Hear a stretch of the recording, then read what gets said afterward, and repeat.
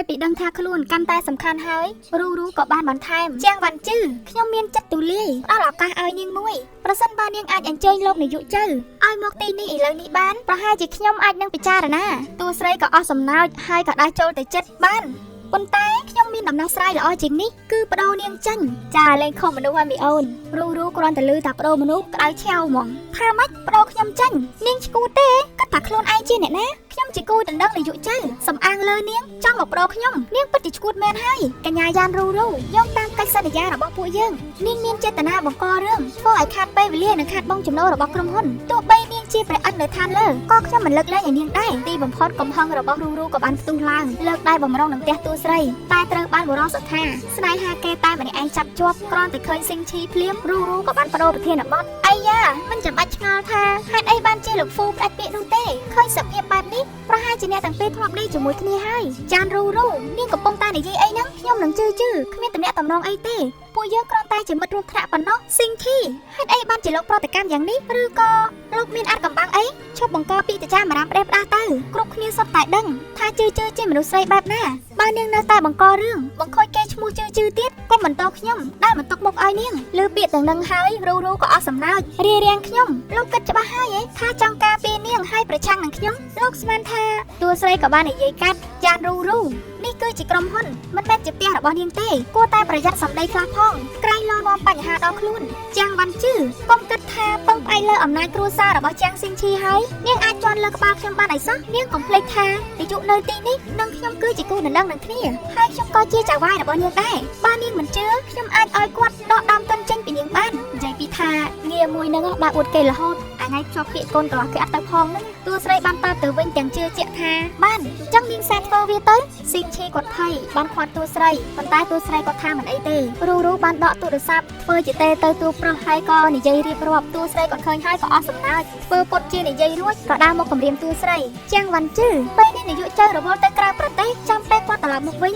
នឹងចាត់ការនាងហើយប៉ុន្តែប្រសិនបើពេលនេះនាងលុបចំកងអង្វរខ្ញុំប្រហែលជានៅមានឱកាសតួស្រីគាត់អស់សំណើចហួសចិត្តព្រោះអីគាត់ទៅតែនិយាយគ្នាជាមួយនឹងតួប្រុសមុននឹងសោះស៊ីងឈីបានចេញមកការពារមានខ្ញុំនៅទីនេះនាងកុំគិតចង់ធ្វើបាបជឿឲ្យសោះតួស្រីបាននិយាយថាកញ្ញាយ៉ានរូតាមដែលខ្ញុំដឹងលោកចៅក៏នៅក្បែរនេះដែរបើមិនដូច្នោះទេខ្ញុំនឹងទូរស័ព្ទទៅអញ្ជើញគាត់ឲ្យមកឥឡូវនេះមិនចាំបាច់ទេគិតថាខ្លួនឯងត្រូវជាអ្វីនឹងគាត់សំអាងលើនាងមិនស័ក្តិសមដឹងពីដំណើររបស់គាត់នោះទេនិយាយមិនទាន់ផុតមាត់ផងគ្រប់គ្នាក៏បានភ្ញាក់ផ្អើលពេលដែលឃើញនាយកចៅបានមកដល់រូបានរត់ទៅស្វាគមន៍យ៉ាងរីករាយហើយក៏បានទូពិតប្រាប់ថានាយកចៅលោកមកទាន់ពេលល្អណាស់ផលិតករជាងនឹងស៊ីងឈីបានរួមដៃគ្នាចង់ដកខ្ញុំចេញលោកត្រូវតែជួយខ្ញុំផងមើលទឹកមុខតួប្រុសហក់ឡើងជ្រិញហ្មងហើយក៏សួរថានាងជាអ្នកណាបន្ទាប់មកក៏រលាស់ដៃរូចេញអត់ឲ្យប៉ះគាត់ទេហើយគាត់ក៏ដើរទៅរកតួស្រីអូនទៅនិយាយតិចថាធ្វើអ្វីដែលអូនចង់ធ្វើទៅតួស្រីក៏ញញឹមហើយងក់ក្បាលតួប្រុសក៏បានប្រកាសនាងអាចប្រូតួណាដែលនាងចង់ប្រូបាន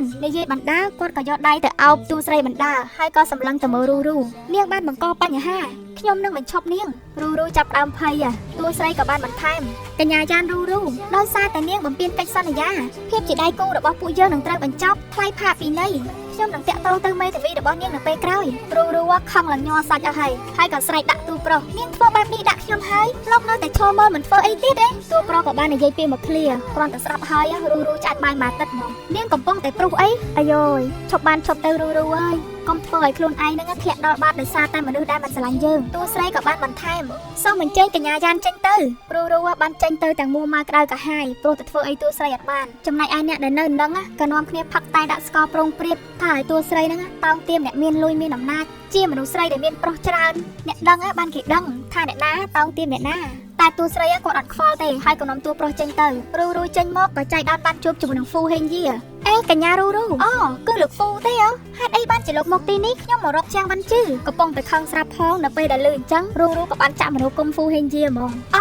ខ្ញុំឃើញនាងកំពុងតែនៅជាមួយនឹងស៊ីងឈីខ្ញុំថាយកល្អលោកកុំទៅរំខានពួកគេអីហ្វូហេងយាក៏បានធ្លាក់ការពីដៃក្តុកថាម៉េចលោកយាយនិយាយត្រូវនាងពិតជាមនុស្សស្រីល្មុតតណ្ហាមែនឃើញថាហ្វូហេងយាកំពុងតែឆេះហើយរូក៏បានបន្ថែមលោកមិនចាំបាច់បារម្ភទេខ្ញុំមានវិធីអាចជួយលោកបានវិធីអីជាងវ៉ាន់ជឺខ្វល់ពីអ្វីជាងគេរកឱកាសល្អបោះអាក្រាតរឿងរបស់នាងជាមួយនឹងស៊ីងឈីញុះញង់អ្នកគាំទ្របង្កបញ្ហាលើអ៊ីនធឺណិតដាក់សម្ពាធឲ្យដកការវិនិយោគទុនចេញនាងប្រកាសជាចាក់ចេញពីជើងក្រុមហ្វូហេងយាបានគិតទាំងសប្បាយចិត្តនាងនឹងគ្មានលុយសងបំណុលហើយនាង នៅតែជាមនុស្សស្រីរបស់ខ្ញុំរហូតសប្បាយចិត្តទុកមុនណាចាំបើផែនការនឹងបានសម្រេចអត់តួប្រុសក៏បាននិយាយរឿងការងារហើយតួស្រីក៏នៅអង្គុយចិត្តទុកនឹងដែរប៉ុន្តែក៏មើលភ្នែកតួប្រុសសម្លឹងតួស្រីរហូតដូចខ្លាចបាត់អញ្ចឹងថាបាត់មែនតួប្រុសក៏បានងើបទៅតាមតួស្រីគាត់ចេញមកនិយាយទូរស័ព្ទស៊ីងឈីគេសេតផាក់សវឹងហើយក៏ទេមករកតួស្រីជឺខ្ញុំចង់ជួបនាងខ្លាំងណាស់លោកផាក់ស្រែខ្ញុំមានរឿងជាច្រើនចង់និយាយប្រាប់នាងអាចជួបគ្នាបានទេខ្ញុំមានកម្មវិធីញ៉ាំអាហារពេលល្ងាច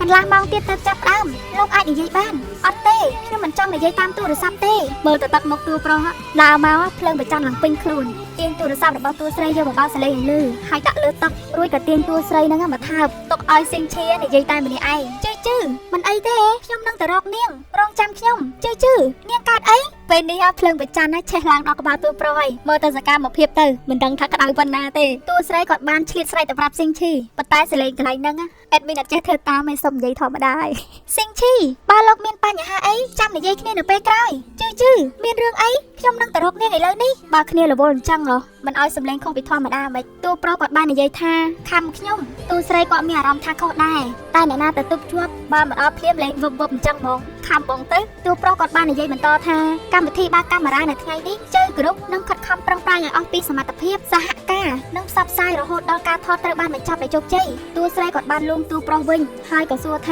ាហេតុអីបានជាលោកល្អនឹងខ្ញុំយ៉ាងនេះខ្ញុំដឹងថានាងកំពុងតែគិតអីអាចត្រូវបាននាងប្រើប្រាស់វាពិតជាមានតម្លៃណាស់សម្រាប់ខ្ញុំដូច្នេះនាងត្រូវតែដើរលើស្មារបស់ខ្ញុំឲ្យបានល្អរហូតដល់នាងអាចឡើងដល់ចំណុចកំពូលតួស្រីនៅពេលដែលបានលឺចម្លើយបែបហ្នឹងហើយគាត់រំភើ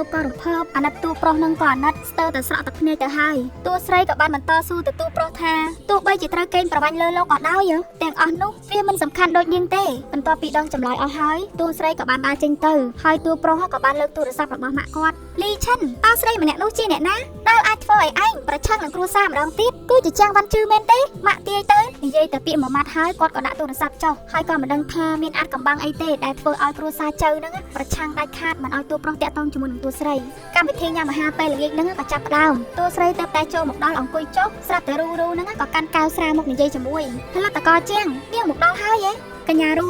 ហេតុអីបានជានាងនៅទីនេះចង់និយាយថាគេដេញចេញពីក្រុមហ៊ុនហើយហ្នឹងឥឡូវកម្មវិធីជួបយើងរបស់ក្រុមហ៊ុនសោះនៅឆ្លៀតមកចូលរួមបានទៀតរូបានតបថាខ្ញុំមកទីនេះដើម្បីសុំទោសនាងដូចជាអស័យស្រួលសោះតួស្រីក៏សើចហើយក៏សួរទៀតថាមិនក៏នាងចិត្តល្អម្ល៉េះអីយ៉ាខ្ញុំដឹងខុសហើយខ្ញុំបានរៀបចំកាដូពិសេសសម្រាប់ការសុំទោសនេះថាអត់ស្រួលឡើយតួស្រីក៏បានគិតក្នុងចិត្តនេះជាកាដូពិសេសដែលនាងបានរៀបចំស៊ីងឈីបានមកទាំងសវឹងដើរទៅត្រេតទៅត្រោតហើយក៏ដួលទៅលើតួស្រីគាត់ច្រានចាញ់ហើយក៏ងើបមកនិយាយថាបុគ្គលិកទាំងអស់សុទ្ធតែនៅទីនេះលោកឆាប់ស្វាងឡើងស៊ីងឈីក៏រៀងភ្ញាក់ខ្លួនបន្តិចហើយក៏តបទៅវិញជឺខ្ញុំអត់ស្វឹងទេនាងកុំខ្លាចខ្ញុំអីខ្ញុំមិនធ្វើបាបនាងទេខ្ញុំគ្រាន់តែចង់ឲ្យនាងដឹងថាខ្ញុំចូលចិត្តនាងខ្លាំងប៉ុណ្ណាគ្រាន់តែលឺអញ្ចឹងភ្លាមរូក៏គេធ្វើជាភ្ញាក់ផ្អើលហាថាម៉េចអញ្ចឹងពាក្យចាមរាបជាការពិតហើយលោកនឹងផលិតករជាងគឺពិតជាមានតំណែងតំណងនឹងគ្នាមែនអ្នកទាំងពីរតួស្រីក៏បានស្រែកខាត់យ៉ានរ